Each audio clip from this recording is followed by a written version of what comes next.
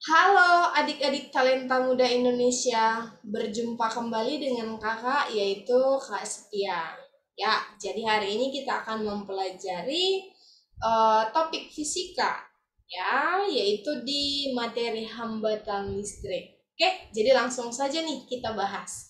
Oke, jadi dekku, aliran listrik itu dapat dialirkan oleh konduktor tentunya ya, yang dapat menghantarkan listrik dengan baik. Oke, nah jadi misalkan ini kakak punya satu buah kawat ini, ya kan, yang menghantarkan listriknya. Satu buah kawat. Nah, jadi si kawat ini mempunyai panjang ya dari sini ke sini yang namanya L. Ini kakak buat panjang L. Lalu luas penampangnya ini Diego. Oke, jadi ini berbentuk lingkaran ini sekarang ya. Berbentuk lingkaran. Jadi luas penampangnya dilambangkanlah dengan A. Oke, dan hambat jenis kawat disebutlah dengan rho. Oke, jadi perlu diingat Diku, ada 3 faktor yang dapat menyebabkan nanti besar kecilnya nilai hambatan pada kawat. Yaitu yang pertama tadi panjang kawat, yang kedua adalah luas penampang kawat, dan yang ketiga adalah hambat jenis kawat. Maka dirumuskanlah ya untuk menentukan hambatan pada kawat disebut dengan R, di mana R itu adalah rho dikali dengan L per A ya. Jadi dari hubungan rho dikali dengan L per A ini, Dik, maka dapat kita simpulkan bagaimana bahwa rho atau hambat jenis kawat dan L itu sebanding loh. Artinya semakin besar nanti panjang kawatnya, maka hambatannya akan semakin besar, kira-kira gitu. Kalau dengan A berbanding terbalik. Jadi semakin besar luas penampang kawat, maka akan semakin kecil lah hambatan kawat. Gitu maksudnya. Oke, nah di sini sudah kakak catatkan di mana tadi R ini adalah hambatan, satuannya ohm. Yang kedua rho itu hambat jenis kawat, satuannya ohm meter. L ini panjang kawat dengan satuan meter, dan A luas penampang kawat, satuannya meter kuadrat. Itu dia ya. Oke. Nah, ini dia tadi kalau hambat jenis kawatnya tidak dipengaruhi oleh yang namanya suhu. Lalu jika suhu berpengaruh, maka kita ingat lagi nih, ada mirip dengan rumus yang ada pada topik suhu dan kalor di materi pemuaian. Gitu dia. Jadi kalau dipengaruhi oleh suhu nanti Diku, ini rumusnya rho T. Apa itu rho T? Rho T itu maksudnya adalah hambat jenis kawat setelah suhu berapa, seperti itu. Rho 0 ini adalah hambat jenis kawat pada suhu mula-mula. Jadi rho T boleh dikatakanlah suhu akhir hambat jenis kawat pada suhu akhir. Rho 0 ini adalah hambat jenis kawat pada suhu mula-mula dikali dengan 1 tambah alfa dikali dengan delta T, di mana alfa itu merupakan koefisien suhu. Jadi, oke. Lalu, kalau dikaitkan dengan hambatan, maka RT. Apa itu RT? Berarti hambatan setelah suhu akhir atau setelah suhu berapa gitu kan. Kalau R0 ini adalah hambatan pada suhu mula-mula. Lalu dikali 1 tambah alfa kali delta T. Kalau delta T itu berarti perubahan suhu. Artinya suhu yang tinggi dikurang dengan suhu yang rendah. Jadi sini udah kita tuliskan nih RT, R0, alfa, dan delta T. Gitu kira-kira. Oke, jadi di sini kakak memberikan sedikit contoh soal ya, Dik. Nah, di situ contoh soal yang pertama sudah kakak tuliskan. Di sini ada berupa tabel ya. Kawat, jenis kawatnya ini maksudnya V, volt. V ini artinya tegangan yang satuannya volt. I, arus yang dalam satuan ampere. Jadi dikatakan di soal Diku, dari salah satu percobaan listrik dinamis yang menggunakan kawat dengan panjang dan diameter yang sama, didapatkan tabel berikut. ya, dengan menggunakan kawat dengan panjang dan diameter yang sama. Oke, berarti apanya yang sama? Panjangnya L dan diameternya A sama. Oke, jadi di sini kakak tulis aja nih untuk contoh soalnya, kakak sambung di atas ya. Diketahui di soal bahwa L ini ada 5 nih ya, berarti L1 sama dengan L2 sama dengan L3 sama dengan L4 sama dengan L5 ya, sama semuanya. Oke, lalu diameter yang sama berarti diameter untuk kawat 1 sama dengan diameter untuk kawat 2 sama dengan diameter untuk kawat 3 sama dengan diameter untuk kawat 4 dan sama dengan diameter untuk kawat yang kelima.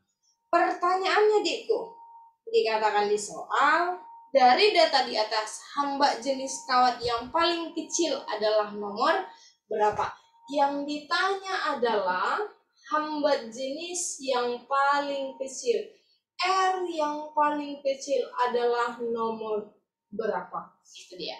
Oke, jadi mari kita perhatikan sekarang yang diketahui di soal ini, di tabel ini ada tegangan arus. Lalu diberikanlah di sini L-nya sama dan D-nya sama. Oke, kalau ditanyakan hamba jenis, maka pertama kita tuliskan dulu rumusnya. R sama dengan Rho dikali dengan L per A. Berarti ada 3 faktor tadi yang mempengaruhi hamba jenis kawatnya. Apa saja itu? L termasuk, iya termasuk. Tapi L1 sama dengan L2 semuanya sama. Berarti sudah bisa kita coret nih. Karena sama ini 1 sampai 5, oke? Lanjut, D-nya sama. Kalau D-nya sama, maka luas penampangnya akan sama. Karena luas penampang itu 1/4 pi D kuadrat. Kan gitu ya, berarti coretnya. Berarti sekarang tinggal apa? Si hamba jenis. Gitu dia. Oke? Maka kita perhatikan nih, R setara dengan hamba jenis. Kan gitu ya. Nah, yang ditanya adalah tadi di situ hamba jenis kawat yang paling kecil. Oke, ya di sini berarti hamba jenis kawat yang paling kecil. Rho yang paling kecil yang mana? Gitu dia ya. Rho yang paling kecil. Oke. Sekarang kalau dikasih tahu V, dikasih tahu I, dapatkah kita R-nya? Tentu dapat. Jadi ya. Untuk yang nomor 1, ya kan? Kalau dengan ini, maka kita gunakan V sama dengan I dikali dengan R. Berarti kalau R, V per I. Berarti nomor 1 R-nya sama dengan berapa? 150 dibagi dengan 3 sama dengan 50 ohm. Yang kedua, nah gitu selanjutnya. Berarti R-nya sama dengan 200 dibagi 1, 200 ohm. Yang ketiga, R sama dengan 150 bagi 1,5. Berarti dapatlah 100 ohm. Yang keempat, 300 dibagi dengan 1, 300 ohm. Yang kelima, 200 dibagi dengan 0,4. 20 bagi 4, 5. Berarti 500 ohm. Oke. Karena hamba jenis kawat sebanding dengan hambatannya kan gitu ya. Berarti yang mana ini supaya dapat Rho yang paling kecil? Berarti kita cari R yang paling kecil. Maka R yang paling kecil adalah 50. Maka si kawat mana yang 50 ohm ini? Kawatnya adalah tembaga. Gitu dia.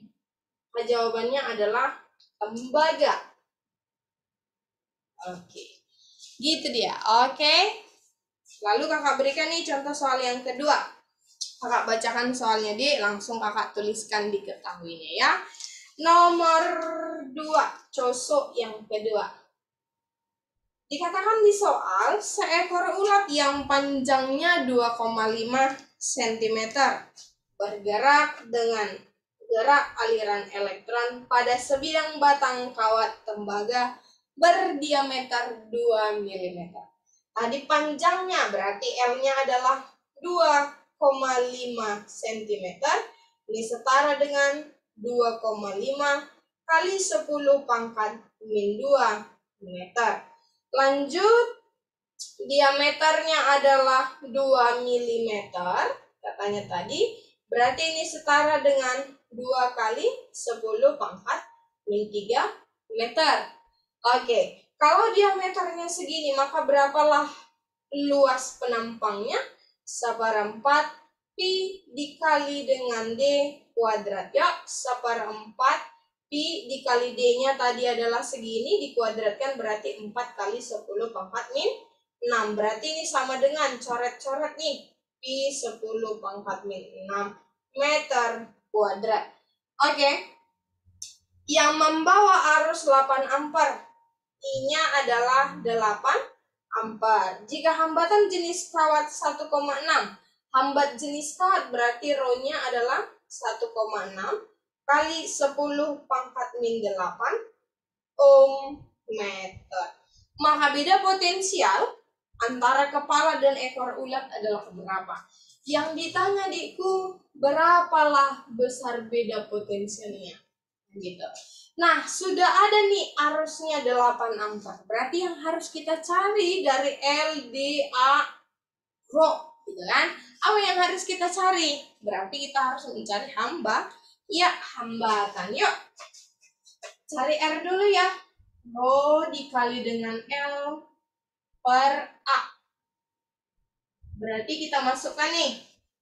Rho-nya 1,6 kali 10 pangkat min 8 dikali dengan L.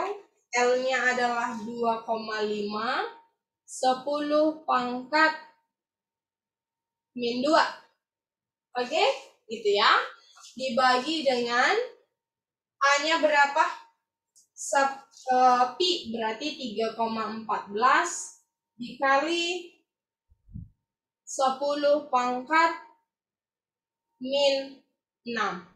Oke, yuk sama-sama nih kita kalikan. Berapa jadinya?